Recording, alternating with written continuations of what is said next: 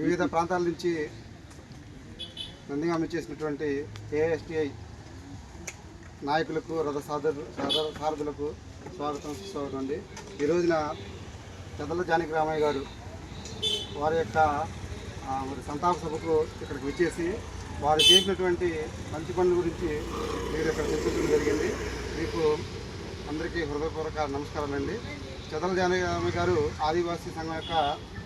సంఘాన్ని స్థాపించి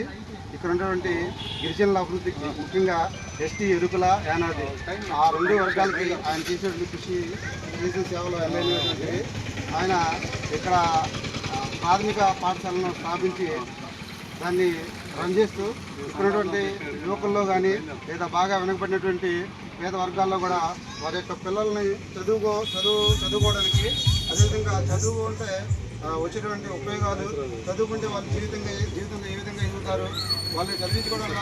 వాళ్ళకి వచ్చే లాభాలు ఏంటి, వాళ్ళకి తెలియజేసి వాళ్ళ యొక్క మన జీవితంలో అత్యున్నత స్థానానికి వెళ్ళడానికి ఆయన కృషి జననీయం అనేది. మరి అంతేకాకుండా ఆయన ఎంతోమంది ఇక్కడ శ్రీనివాసం ఏర్పాటు చేసుకోవడానికి, ముఖ్యంగా సంచార జీవనం చేస్తున్నటువంటి ఎరుకుల తెగలు, అదేవిధంగా యానది తెగ, ఈ రెండు తెగలు కూడా ఈ సంచార జీవనాన్ని ఆపేసి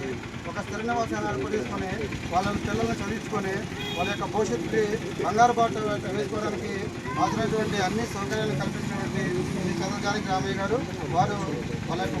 మన కులానికి, అదేవిధంగా ఎస్టీ తెగలకి చేసినటువంటి సేవలు వినలేవి. అదేవిధంగా వారి యొక్క మరి మరణానికి